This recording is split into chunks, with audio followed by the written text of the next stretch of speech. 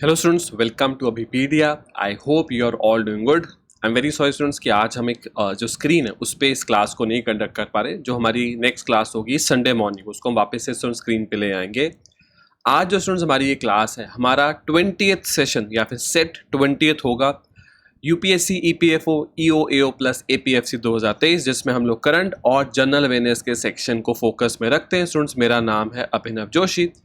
शुरू करते हैं आज की हमारी इस क्लास को। बहुत ही स्पेशल, बहुत ही इंपॉर्टेंट ये क्लास रहने वाली है। आप लोगों ने जो पिछली कुछ क्लासेस में रिक्वेस्ट किया था कि इन पर्टिकुलर कुछ टॉपिक्स को जैसे डिजीज वगैरह कवर करो, तो आज बहुत ही इंटरेस्टिंग क्लास मैं आपके सामने स्टूडेंट्स रखने जा रहा हूँ। ठीक है, क्लास को स्टूडेंट्स हम शुरू करें उससे पहले मैं आपको बताना चाहता हूँ कि Abhipedia powered by Abhimanyu IAS students, पहले भी हमने बहुत अच्छे रिजल्ट डेवलप किए हैं वेरियस एग्जाम्स में, खासकर ईपीएफओ के एग्जाम में।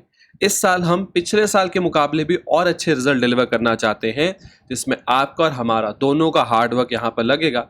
हम स्टूडेंट्स आपको यहाँ पर कैसे हेल्प कर सकते हैं, तो हमने जो माइक्रोवर्स लॉन्च किया, जो आपको सब पूरे जो आपकी प्रिपरेशन है उसमें कोई सब्जेक्ट की प्रॉब्लम है, किसी सब्जेक्ट के अंदर कोई टॉपिक की प्रॉब्लम है, कहीं आपको लगता है कि आपको यहाँ पर क्वेश्चंस की रिक्वायरमेंट, आपको अपने आप को टेस्ट कर रहे हैं, कहीं आपको लगता है एडिशनल मटेरियल आपको चाहिए, सब कुछ स्टूडेंट्स आपको इन माइक्रोवर्स में देखने को मिल जाएगा। आपको सिंपली क्लास के डिस्क्रिप्शन में जाना और सारा वहाँ पर आपको इंपॉर्टेंट डाटा रिलेटेड टू माइक्रोवर्स देखने को मिल जाएगा। तो आप इसको एक बार जाके जरूर ट्राई करो। ठीक है स्टूडेंट्स, तो शुरू करते हैं आज की हमारी इस क्लास को। जैसे हम लोग करते हैं कि हम लोग मिसलेनियस और उसके अलावा नेशनल और ग्लोबल, ये तीन तरह की जो कैटेगरीज है उसके क्वेश्चन आंसर्स करते हैं। आज की क्लास स्टूडेंट्स वैसी नहीं रहेगी। पिछली कुछ क्लासेस में आप लोगों ने ना जो जो चीज़ें डिमांड करी कि थोड़ा हम डिजीज़ के बारे में पढ़ सकते हैं, बहुत सारी चीज़ें थी, मैंने उन सबको कंबाइन कर आज की इस क्लास को डिज़ाइन किया। थोड़ा सा क्लास की ड्यूरेशन कम रहेगी, पर इसकी जो स्टूडेंट्स इंपॉर्टेंस है वो बहुत ज़्यादा है। तो सबसे पहले आज की क्लास को हम शुरू करेंगे ये समझने के साथ कि हमने जो कोविड-19 पैंडमिक को देखा, तो पैंडमिक, एपिडेमिक, एंडेमिक असल में होता क्या? जब दुनिया में कोई बीमारी फैले, उसके केसेस बहुत ज़्यादा आ रहे हैं, पर एक पर्टिकुलर जगह से, अभी वो दुनिया भर में नहीं फैली, एक ही जगह पे उसके केसेस आ रहे हैं। जैसे आप कह सकते हो जब तक कोविड-19 वुहान में था तब तक वो रहता है एपिडेमिक, या फिर ज़्यादा बोलते हैं आउटब्रेक हो गया। ठीक है, जब एक एपिडेमिक स्टूडेंट्स दुनिया भर में फैलना शुरू हो जाए, जैसे कोविड दुनिया भर में फैलना शुरू हो गया था, तो वो कन्वर्ट हो जाता है एक पैंडेमिक के। अब ये एंडेमिक क्या होता है? एंडेमिक एक ऐसी डिजीज है जिसके केसेस दुनिया भर से आते हैं, पर उतने ज्यादा नहीं जितने पैंडेमिक के आते हैं। जैसे आप कह सकते हो HIV एड्स, ठीक है, दुनिया भर में केसेस आते हैं पर बहुत ज्यादा नंबर में केसेस नहीं आते। पैंडेमिक और एपिडेमिक के तो केसेस का नंबर ही बहुत ज्यादा होता है। ठीक है, अब हम चलते हैं दुनिया के कुछ ऐसे कहीं एपिडेमिक्स पे या पैंडेमिक्स पे जिन्होंने बहुत ज़्यादा डेथ्स क्रिएट करी, मतलब दुनिया इन बीमारियों को आज भी याद रखती है। जैसे एक है सबसे, जिसने आज तक सबसे ज़्यादा इम्पैक्ट डाला, ब्लैक डेथ या फिर बुबोनिक प्लेग। ये आया था स्टूडेंट्स 1347 से 1351। डेथ्स का नंबर अगर आप यहाँ पर देखते चलो 200 मिलियन, मतलब 200 मिलियन पता है कितना हुआ? 1 बिलियन होता है 100 करोड़, तो 200 मिलियन हुआ 20 करोड़ के आसपास। फिर small pox 15, 20, 56 million. Spanish flu आपने सुना होगा, इसको कोविड से बहुत जोड़ते थे। 1918 टू 1919 40 से 50 मिलियन, तो 40 से 50 मिलियन हुआ। 1 मिलियन होता है 10 लाख, ठीक है। 10 मिलियन होता है तो 40 से 50 मिलियन हुआ 4 to 5 करोड़, ठीक है। प्लेग ऑफ जस्टिनाइन, ये आया था 541 से लेके 542 के बीच में। उसके बाद HIV एड्स, इसमें भी अगर आप नंबर देखो तो ये नंबर 2.5 से 3.5 करोड़ के बीच में शुरू हुआ था लेट 1980s में, आज तक प्रेजेंट है। थर्ड प्लेग, उसके अलावा एंटीन प्लेग, उसके अलावा 17th सेंचुरी ग्रेट प्लेग, और उसके बाद कोविड-19 के हिसाब से ना इन्होंने पूरा अपडेट नहीं किया। कोविड-19 के हिसाब से इन्होंने सिर्फ 2020 तक का डाटा लिया, तो ये नंबर और बढ़ चुका है। इनके हिसाब से 1.8 मिलियन कितना हुआ? 1.8 मिलियन के हिसाब से जो है ये डेथ नंबर हुआ है 18 लाख। पर ये जो नंबर स्टूडेंट्स हमको पता है बहुत ज़्यादा है, क्योंकि बहुत कंट्रीज तो ठीक से रिपोर्ट ही नहीं कर पाए। Asian flu, Russian flu, Hong Kong flu, cholera outbreak, Japanese smallpox, 18th century great plague, swine flu, yellow fever, Ebola, MERS और सार्स, ये हैं स्टूडेंट्स दुनिया में अब तक के बड़े आउटब्रेक्स, या फिर हम इनको कह सकते हैं एक एपिडेमिक जो कि आगे जाके पैंडेमिक में कन्वर्ट होगा। ठीक है स्टूडेंट्स, आई होप ये इंपॉर्टेंट डाटा आपको मिला। अब इसके बाद जो स्टूडेंट्स जो भी मैं आपको पढ़ाऊंगा ये क्या होगा? ये कुछ जैसे हमने एक बार पहले भी किया था, map based important information, maps भी हैं, चार्ट्स भी हैं, काफ़ी सारा डाटा है। जैसे शुरू करते हैं, आज मैंने सोचा हम लोग शुरू करेंगे ग्लेशियर्स के साथ। तो दुनिया में आपको पता है ग्लेशियर्स बहुत बड़ा फ्रेश वाटर का सोर्स है। तो दुनिया में आपको मैक्सिमम ग्लेशियर्स कहाँ मिलेंगे? 91% ऑफ द ग्लेशियर्स आपको मिलते हैं अंटार्कटिका में, ये जो साउथ में, देखो नॉर्थ में आर्टिक होता है, साउथ में अंटार्कटिका होता है। 8% ग्लेशियर्स आपको ग्रीनलैंड में मिलेंगे। उसके अलावा जो ग्लेशियर्स हैं आप देख सकते हो, जैसे ये हिमालयन रेंज में आपको देखने को मिलेगा, थोड़ा ये अलास्का के पास आपको ग्लेशियर्स देखने को मिलेंगे। उसके अलावा अगर हम बात करें ग्लेशियर्स की, तो जैसे आपने जो भी माउंटेन रेंजेस के बारे में थोड़ा सुना होगा, नॉर्थ पोल के आसपास, ये साउथ पोल के आसपास, चिले वगैरह में आपको थोड़े ग्लेशियर्स देखने को मिल जाएंगे। स्विट्जरलैंड वगैरह में जो एल्प्स वगैरह वहाँ ग्लेशियर्स देखने को मिल जाएंगे। तो एक मैप, ये तिब्बतियन प्लेटू में देखो कितने सारे ग्लेशियर्स हैं। तो एक मैप के बेसिस पे आपको दिखा रहा हूँ दुनिया में आपको ग्लेशियर्स की प्रेजेंस कहाँ कहाँ मिलेगी। न्यूजीलैंड में प्रेजेंस है, ठीक है। आगे चलते हैं, बहुत अच्छा एक डाटा है। हमने कल की क्लास में बात करी थी कैनाल्स की। मैंने आपको बताया कैनाल क्या है, एक मैन मेड रिवर कैनाल होती है। इंडिया की कुछ इंपॉर्टेंट कैनाल, जैसे इंदिरा गांधी कैनाल आप देख सकते हो, कल ही हमने इसके बारे में बात करी कि पंजाब राजस्थान में। फिर बकिंगम कैनाल है आंध्र प्रदेश में। सेतुसमुद्रम शिपिंग कैनाल प्रोजेक्ट है तमिलनाडु में। नेशनल वाटरवे 3, ठीक है, तो आपको बताया NWs बन रहे हैं जिसके थ्रू हम नदियों को आपस में जोड़ के वहाँ शिप चला सकते हैं। तो NW3 की जो कैनाल है वो केरला में बन रही है। पूरी एक लिस्ट देख सकते हो, जो इंपॉर्टेंट लगती रहेगी मैं आपको बताता रहूँगा। तो जैसे बुद्धा नुलक कैनाल है पंजाब में, सतलुज जमुना SYL कैनाल पंजाब में, इसके बारे में कितनी डिस्कशन होती है, ठीक है। और यहाँ पर नर्मदा कैनाल गुजरात राजस्थान में, ठीक है। मतलब वैसे तो सारी इंपॉर्टेंट आप पढ़ सकते हो। कावेरी वेगेलिंग जो आपको केरला में देखने को मिलेगा, ठीक है। और शारदा कैनाल उत्तर प्रदेश में, बहुत इंपॉर्टेंट कैनाल्स हैं। कुतेकोल जो आपको जम्मू एंड कश्मीर में देखने को मिलेगी, ठीक है। तो ये हमारी कंट्री की कुछ इंपॉर्टेंट कैनाल्स, कैनाल मतलब मैन मेड रिवर, सिंपली अगर आपको बताऊं, ठीक है। List of volcanoes in India. आज तो हम जो बात करते हैं कि एक्टिव वॉल्केनो सिर्फ आज बैरन आइलैंड अंडमान में, ठीक है, एक्टिव सिंस 2017, अभी भी ये इनएक्टिव नहीं हुआ। बाकी इसके अलावा अगर आप देखोगे, जैसे बाकी ऑलमोस्ट सारे जो वॉल्केनो, जैसे लोकटक लेक मणिपुर में, ठीक है, अब जो है इसको माना जाता है कि इसमें कोई प्रेजेंस नहीं। देखिए आप कह सकते हैं एक्सटिंक्ट वॉल्केनो, या फिर अब इसमें मतलब लास्ट टाइम जब ये एक्टिव हुआ था वो बहुत साल पहले। तोशा हिल हरियाणा, ठीक है, फुली एक्सटिंक्ट हो चुका है, अभी वॉल्केनो वापस से कभी नहीं आएगा। दोसी हिल हरियाणा एक्सटिंक्ट हो चुका है। दीनदोर हिल्स गुजरात फुली एक्सटिंक्ट, ये वापस नहीं आएगा। बारातांग आइलैंड अंडमान, ठीक है, एक्टिव है, ये तो आपको पता ही है। जो 2 आइलैंड्स हैं इन्हीं के बारे में हम ज्यादा पढ़ते हैं। मतलब आज इंडिया में अगर आपको एक्टिव वॉल्केनोज देखने को मिलेंगे सिर्फ अंडमान में, ठीक है। उसके अलावा अगर आप देखो डेक्कन प्लेटू सेंट्रल इंडिया, ये भी मतलब कोई इसमें आखिरी जो आपको कोई प्रेजेंस दिखती है, मतलब ये एक्टिव नहीं है, या फिर जो यहाँ पर स्लोली फिल नहीं हो रहा, नीचे कोई मैग्ना चैम्बर, ये जो है खाली हो चुका है, ठीक है।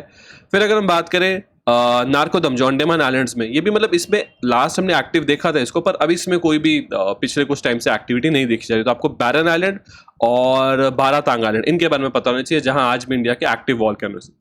ये स्टूडेंट्स बहुत ही इंपॉर्टेंट एक डाटा है। यहाँ पर क्या दिखाया जा रहा है? यहाँ दिखाया जा रहा है इंपॉर्टेंट लेक्स। हमने इंडिया की लेक्स के बारे में आज से ऑलमोस्ट 2 वीक पहले हमने क्लास रखी थी about the important lakes in India. ये है इंपॉर्टेंट लेक्स ऑफ वर्ल्ड, ठीक है। तो जैसे लेक बाइकाल दुनिया की सबसे बड़ी फ्रेश वाटर लेक, कैपेसिटी के हिसाब से जितना पानी इसमें ना स्टूडेंट्स, उतना पानी मतलब फ्रेश वाटर दुनिया में किसी लेक में नहीं है। वैसे दुनिया की सबसे बड़ी लेक कौन सी है? तो आपने ग्रेट लेक्स के बारे में सुना होगा, ये दुनिया की सबसे बड़ी लेक है, ठीक है। थोड़ा एशिया की तरफ आते हैं, लेक बाइकाल आपको रशिया मिलेगी, उससे नीचे आपको कजाकिस्तान में होती है लेक बलकाश, ये भी बहुत बड़ी साइज में। फिर ये कैस्पियन सी और अरल सी, कहने को सी है पर क्योंकि चारों तरफ से लैंड से घिरे तो फिर लेक हो गया, ठीक है। उसके अलावा कुछ लेक, विक्टोरिया आपने सुना होगा जहाँ से ये नाइल नदी की शुरुआत होती है, लेक एल्बर्ट बहुत फेमस है, ठीक है। उसके अलावा अगर हम देखें ग्रेट सॉल्ट लेक आपको यूएसए में बहुत बड़े स्केल पे देखने को मिलेगी, ठीक है। और अब बाकी मतलब देखो बाकी भी इंपॉर्टेंट बहुत लेक है, पर जो इंपॉर्टेंट जिसके बारे में हमको डिस्कशन होनी चाहिए, हमको समझ में आना चाहिए, वो सारी मैंने आपको यहाँ पर बता दी। लेक बाइकाल के बारे में याद रखना, ये इतनी बड़ी है कि दुनिया का ऑलमोस्ट 20% फ्रेश वाटर आपको इस एक लेक में देखने को मिलेगा, इतना इसके अंदर पानी यहाँ पर, ठीक है। आगे चलते, ये बहुत इंटरेस्टिंग चीज़ है। प्लेटू, जैसे आपने सुना होगा तिब्बतियन प्लेटू, मालवा प्लेटू, डेक्कन प्लेटू, ये क्या होता है? ये ना थोड़ा ज़मीन से उठा हुआ एरिया होता है, बाकी लैंड से उठा हुआ एरिया होता है। जैसे तिब्बतियन प्लेटू में इतना फ्रेश वाटर क्यों है? क्योंकि वो थोड़ा ज़मीन से उठा हुआ है, तो वहाँ पर काफ़ी ज़्यादा स्नोफॉल देखने को मिलती है। तो इंडिया के कुछ इंपॉर्टेंट प्लेटू, जैसे आपको ये मेवाड़ प्लेटू देखने को मिलेगा, डेक्कन प्लेटू तो सबसे बड़ा, इसमें भी आपको पार्ट्स मिलते हैं, Maharashtran plateau, Maidan plateau, Malnad plateau, ठीक है। उसके अलावा आपको यहाँ पर ये छोटा नागपुर देखने को मिलेगा प्लेटू, ये बहुत फेमस है अपनी इंडस्ट्रियलाइजेशन के लिए। मालवा प्लेटू आपको देखने को मिलेगा, हजीराबाग प्लेटू आपको देखने को मिलेगा, ठीक है। शिलोंग और मेघालयन प्लेटू देखने को मिलेगा, यहाँ छत्तीसगढ़ प्लेटू है। तो ये कुछ इंपॉर्टेंट प्लेटूज है इंडिया के जो बाकी के लैंड से थोड़े से उठे हुए, ठीक है। बहुत एक इंपॉर्टेंट मैप आपको दिखाने के लिए कि कौन सा ये प्लेटू लीज है। इसको कई बार सेंट्रल इंडियन हाईलैंड बुला देते हैं क्योंकि जमीन से थोड़ा उठा हुआ एरिया। ठीक है, ठीक है।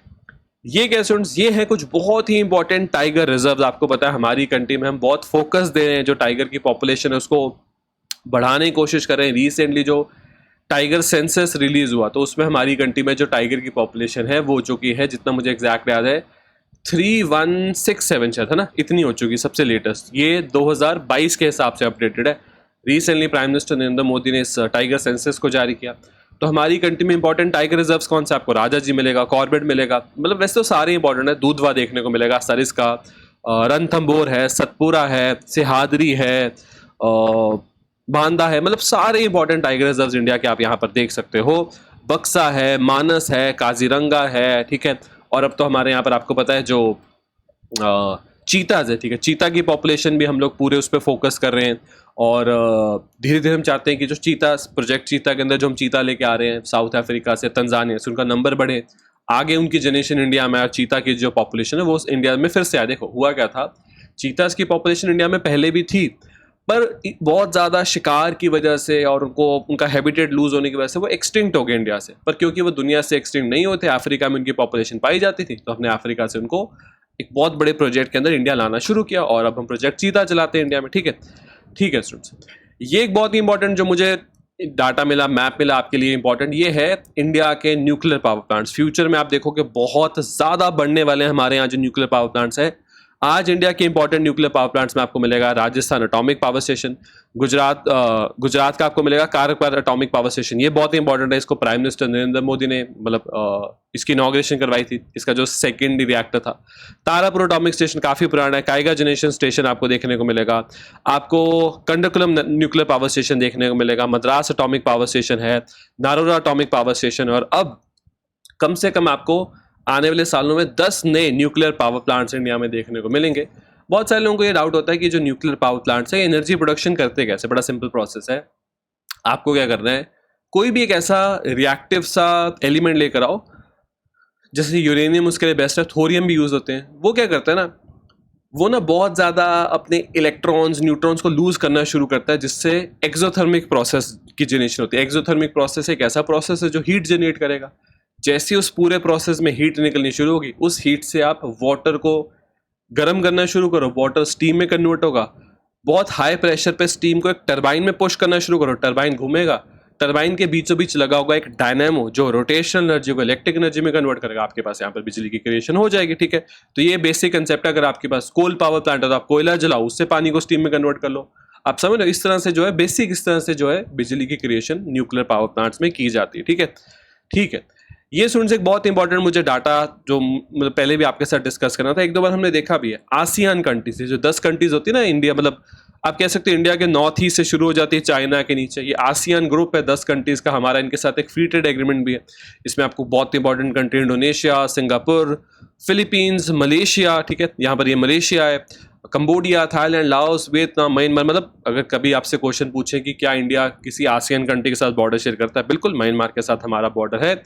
तो ये जो 10 कंट्रीज का ग्रुप है ना स्टूडेंट्स, बहुत इंपॉर्टेंट है। इकोनॉमिकली काफ़ी स्ट्रॉन्ग ये ग्रुप है और इंडिया का इनके साथ ट्रेडिंग रिलेशन बहुत अच्छा। हम इंडोनेशिया से पाम ऑयल वगैरह काफ़ी मंगाते हैं। सिंगापुर के साथ बहुत अच्छा ट्रेड है हमारा। ठीक है, ये जो यहाँ पर ये खत्म होता है आसियान, और ये जो एक लैंड का हिस्सा ये है पप्पा न्यू गिनिया। ठीक है, तो पप्पा न्यू गिनिया कंट्री है और इसके नीचे फिर आपको ये पूरा ऑस्ट्रेलिया और ओशियानिया कंट्री आसपास देखने को मिल जाएगी। ठीक है, ठीक है स्टूडेंट्स। तो आज की मैंने आपको बोला था क्लास को थोड़ा शॉर्ट रखेंगे। जो आप लोगों ने थोड़ा 2-3 चीज़ों के, कुछ लोगों ने बोला था कि वॉल्केनोस पे पढ़ना है, कुछ ने डिजीज वगैरह के ऊपर बात की थी, तो मैंने सोचा कि, और कुछ ने मतलब मैंने कोशिश करी कि जो भी आप लोगों की स्टूडेंट्स रिक्वायरमेंट थी, तो हमने शुरू कहाँ से किया, हमने एपिडेमिक, पैंडेमिक, एंडेमिक से डिफरेंस समझना शुरू किया। फिर दुनिया में आज तक के सबसे बड़े डिजीज आउटब्रेक, पैंडेमिक आउटब्रेक्स हमने पढ़े। फिर हमने थोड़ा सा ग्लेशियर्स के बारे में पढ़ा, हमने थोड़ा सा पढ़ा, हाँ कुछ लोगों ने कैनाल्स, इंपॉर्टेंट कैनाल्स के बारे में बोला था कि आप एक बार पढ़ा देना, वो हमने कर लिया। वॉल्केनोज के बारे में 2-3 बार काफ़ी लोगों ने बोला कि एक्टिव वॉल्केनोज और जो पुराने वॉल्केनोज है वो हमने एक बार पढ़ने। ठीक है, अब देखो वॉल्केनो अपनी 3 स्टेट पे हो सकता है, एक्टिव, डॉर्मेंट, एक्सटिंक्ट। एक्टिव में क्या होता है कि नीचे जो मैग्मा चेंबर है वो पूरा भरा हुआ और उसमें से जो मैग्मा है वो बाहर निकल रहा है। डॉर्मेंट में क्या है, नीचे जो चेंबर है वो उसमें आपको मैग्मा मिलेगा पर अभी वो बाहर नहीं आ रहा। और एक्सटिंक्ट में क्या है, एक्सटिंक्ट में नीचे कोई एक्टिव मैग्मा चेंबर नहीं, कोई वहाँ पर मैग्नमा फिलिंग नहीं हो रही, ठीक है। तो आई होप ये भी आप समझ पाए। फिर हमने दुनिया की कुछ बहुत इंपॉर्टेंट लेक्स के बारे में पढ़ा, ठीक है। मैंने आपको बताया कैस्पियन सी और अरल सी को बोलते हम सी हैं, पर असल में बहुत बड़ी लेक्स है क्योंकि चारों तरफ से लैंड से घिरी हुई है, ठीक है। इंडियन इंपॉर्टेंट प्लेटूज देखे जिसमें आपको समझाया कि एक प्लेटू क्या होता है, तिब्बतन प्लेटू की बात करें, इंडिया के important Indian central highland plateaus की बात कर ली, ठीक है। इंडिया के कुछ बहुत इंपॉर्टेंट टाइगर रिजर्व्स और टाइगर का आपको रीसेंट डाटा बता दिया रीसेंट सेंसस के हिसाब से, ठीक है। फिर हमने देखे न्यूक्लियर पावर प्लांट्स इंडिया में कौन से, और आपको ये बताया कि न्यूक्लियर एनर्जी बहुत ज़्यादा बढ़ा देंगे। आपको ये बताऊं कि टोटल जो आज इंडिया में बिजली बन रही है उसमें ऑलमोस्ट 50% बिजली आज भी हम कोयले, मतलब आपको लगता होगा कि शायद न्यूक्लियर से बहुत बिजली बन रही है, बहुत कम बन रही है। आज 50% ज़्यादा आज भी हम कोयले से बना रहे हैं। सेकंड नंबर पे ऑलमोस्ट 30-35% के आसपास बिजली हमारी कंट्री में, 35% से ज़्यादा बिजली आज हमारी कंट्री में रिन्यूएबल सोर्सेज से बन रही है, सोलर, विंड टर्बाइन, उन सबसे, ठीक है, ठीक है। फिर हमने आसियान ग्रुप की बात करी। मैंने आपको बताया आसियान ग्रुप के साथ हमारा एक फ्री ट्रेड एग्रीमेंट है, यहाँ कौन कौन सी इंपॉर्टेंट कंट्रीज है उसके बारे में हमने बात करी, ठीक है। और आसियान ग्रुप की जो मतलब बाउंड्रीज है, जैसे यहाँ पपुआ न्यू गिनी है, यहाँ इंडिया, ऊपर चाइना, ये सब के बारे में हमने थोड़ी सी डिस्कशन करी। तो ये कुछ स्टूडेंट्स इंपॉर्टेंट डाटा था, इंपॉर्टेंट मैप्स वगैरह थे। मैंने सोचा कि एक दिन हम क्वेश्चन आंसर से ब्रेक लेके इन पे आएंगे। अब हमारी नेक्स्ट क्लास होगी संडे मॉर्निंग। तो स्टूडेंट संडे मॉर्निंग की क्लास में फिर से जो मिसलेनियस, नेशनल, ग्लोबल, 3 कैटेगरीज को MCQs फॉर्म में डिस्कस करेंगे। क्वेश्चन का डिफिकल्टी लेवल और ज़्यादा बढ़ाया जाएगा। तो मिलते हैं अपनी संडे मॉर्निंग की क्लास में, तब तक ले thank you and have a very successful day. Thank you students, thank you.